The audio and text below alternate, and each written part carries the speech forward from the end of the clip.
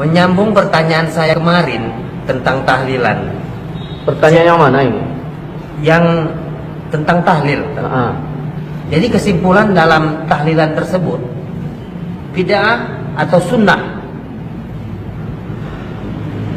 Jangan ke sana kalau kita mau ngomong. Bid'ah atau sunnah, seolah-olah cuma pilihan itu dua. Kalau nggak sunnah, bid'ah. Nggak sunnah, bid'ah. Nah, hukum itu ada berapa? Hukum ada berapa, saya tanya?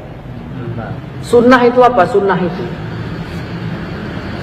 itu ma'udhifa ilan nabi, sesuatu yang disandarkan kepada nabi. Ya. Perkataan, perbuatan nabi. Jadi jangan selama-lamanya kalau memang itu sunnah, kapan nabi bikin? Tapi kita sudah sepakat dalil kita ini satu Quran, yang kedua hadis. Hadis itu apa? Ya sunnah. Apa itu? Ma'udhifa ilan nabi, sesuatu yang disandarkan kepada rasul. Ada perkataan nabi, ada perbuatan nabi. Nabi nggak bikin, tapi nabi katakan, yaitu disebut sunnah. Nah, sekarang saya tanya, nabi sholat wajib nggak? Sholat 5 waktu nggak? Sholat. Sunnah nggak? Hukumnya Pak? Wajib. Wajib. Nabi sholat tahajud nggak? Sholat. Sunnah nggak? Sunnah. Hukumnya Pak? Sunnah. Nabi makan minum nggak? Makan minum. Nah, sunnah nggak itu? Sunnah. Hukumnya apa? Sunnah. Mubah. Mubah. Nah, Nabi istrinya berapa? Kata Allah berapa bolehnya? 4. Nabi istrinya berapa? 4. Ini nanya yang nggak jelas. Nabi istrinya berapa? Lebih nggak dari 4? Lebih. Nah, sunnah nggak? Sunnah. Hukumnya kalau kita macam mana? Maka ditanya itu hukumnya. Hukumnya bagaimana? Kita udah bagi kemarin antara kenduri, sudah kita bahas, dengan apa namanya, berdoa membaca Quran. Hukumnya itu apa? Allah menyuruh membaca Quran, umum kalimatnya. Yasin Quran nggak? Quran. Ketika Allah menyuruh kita membaca Quran, berarti kan dari suruh kita baca Quran. Waktunya ada nggak dari Allah dan tempatnya? Udah kita bahas itu. Jadi jangan berulang-ulang. Hukumnya, nah, Allah udah suruh kita baca Quran. Nah, di dalam tahlil itu kan baca Yasin. Quran nggak Yasin itu? Quran. Oke. Kemudian ada nggak waktu dari Allah untuk membacanya? Tidak. Berarti kan kita yang memanagenya, waktunya. Nah, udah, terus kita baca, udah kita bahas dalam beberapa acara kita, udah kita bahas. Nah, jangan itu pertanyaan diulang-ulang lagi, udah jelas itu. Nah, kembalikan kepada hukumnya. Wajib nggak tahlil? Kalau wajib berarti yang nggak tahlil dosa. Haram nggak tahlil? Kalau haram berarti yang tahlil dosa. Kan Allah udah bilang dalam surah An-Nahl ayat 116, jangan kau katakan sesuka lidahmu secara dusta. Ini boleh, ini tidak, haza halal wa haza haram. Saya mengatakan boleh dengan alasan yang sudah saya sepakat, yang sudah saya sebutkan. Ada orang bertanya, kenapa Ustaz sebutkan dalil-dalil aja pakai pemikiran sendiri? Kenapa enggak pakai ulama? Kalau kita udah cerita pakai ulama, udah clearnya kita. Ini begitu disebutkan ulama, dalilnya mana? Makanya saya nggak mau bicara kaul-kaul ulama lagi. Saya bahas dalil. Makanya didengarkan, disimak baik-baik itu.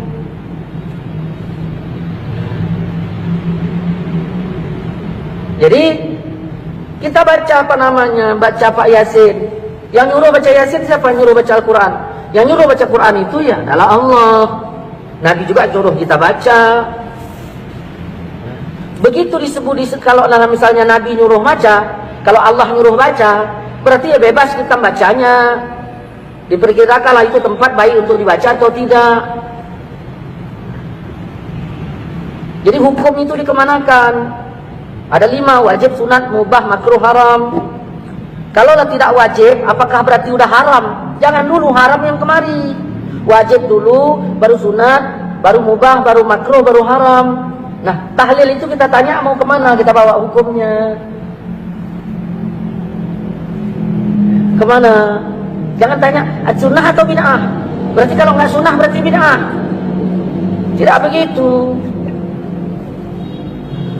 Allah pun bilang, "Wa man lam yahkum bima anzalallah." Siapa yang tidak menghukumkan seperti hukum Allah, berarti hukum. Karena kalau ditanya sunnah itu ada takluk beberapa hukum. Banyak yang sunnah ini hukumnya nggak jatuh wajib semua. Begitu. Ketika Allah menyuruh, tidaklah langsung jadi wajib. Ada kalanya Allah menyuruh itu langsung kepada sunat. Seperti wa minal laili, di sebagian malam, fatahajjat, hendaklah kalian tahajud. Tahajud, perintah itu kan? Perintah, hukumnya apa? Apa wajib? Begitu. Saya maaf ya, bahasa kasarnya nih. Jangan bikin pertanyaan tolol kayak gitu.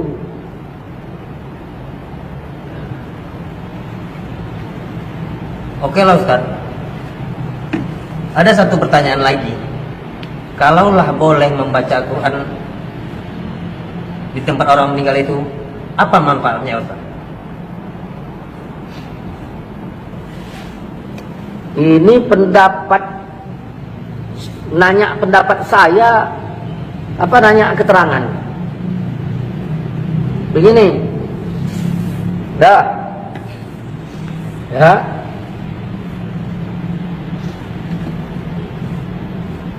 Namamu siapa? Adi. Adi. Dah, orang tua Adi meninggal. Oke, dah meninggal kan? Ya. Sekarang si Adi yang tinggal di rumah itu sebagai anak almarhum, pikirannya macam mana? Kacau apa tidak? Kacau. Kecuali anak durhaka, baru senang. Oke, begitu kacau, kira-kira iman Adi naik apa turun? Turun. Apa yang disuruh agama terhadap saya sebagai jirannya si Adi? Mendoakan. Menghiburnya, menghibur si Adi. Tujuannya untuk apa? Tujuan hibur itu? Ya, tujuannya hibur-hibur gitu aja, pakai keyboard gitu. Iman tadi naik apa turun? Turun. Tujuannya itu dihibur untuk apa? Naik. Supaya terhibur dan sekali apa imannya naik. Ya, tujuannya itu supaya imannya naik. Apa kata Allah dalam Quran? Quran sebagian dalil apa enggak? Dalil. Wa iza tuliyat alaihim ayatuhu zadathum imana. Kalau dibacakan Quran imannya nambah. Kau beriman enggak? Beriman kan? Begitu dibacakan Quran imanmu Nambah. Kalau nggak nambah berarti nggak beriman kok. Dah. Itu manfaat untuk keluarga yang ditinggalkan. Nah, timbul pertanyaan, boleh nggak baca Quran di tempat orang meninggal? Itu pertanyaannya. Nah, jangan kau katakan sesuka lidahmu secara dusta, ini boleh, ini enggak. Ada orang bilang nggak boleh, ya tanyalah alasannya apa. Saya bilang boleh, alasan saya apa? Kan Nabi udah bilang, iza hadartum, kalau kamu hadir ke tempat orang sakit atau mayit, ke tempat orang meninggal, ucapkan perkataan yang baik.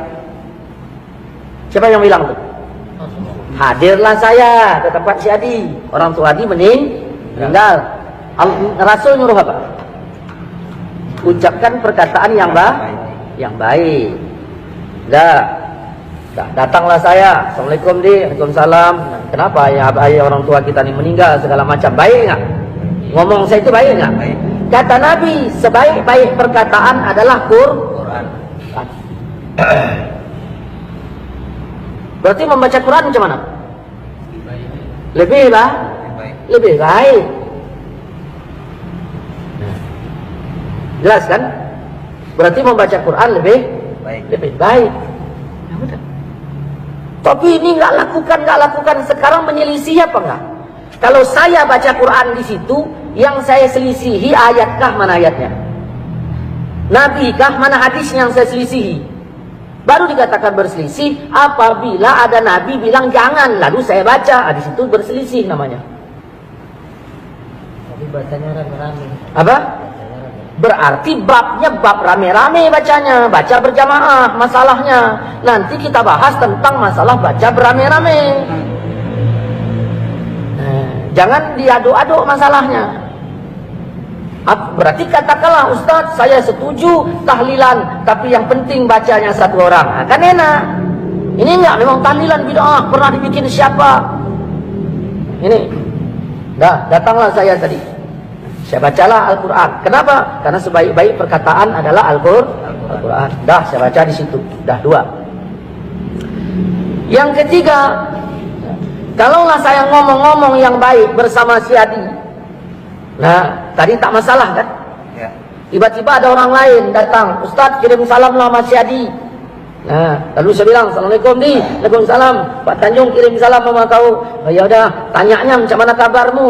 Nah, kata-kata macam mana kabarmu itu bahasa saya apa bahasa Pak Tanjung? Bahasa Pak Tanjung, karena dia suruh nanya. Boleh nggak saya bawa bahasa Pak Tanjung ke rumahmu? Boleh. Kalau bahasa Pak Tanjung boleh saya bawa, kenapa bahasa Allah kau larang?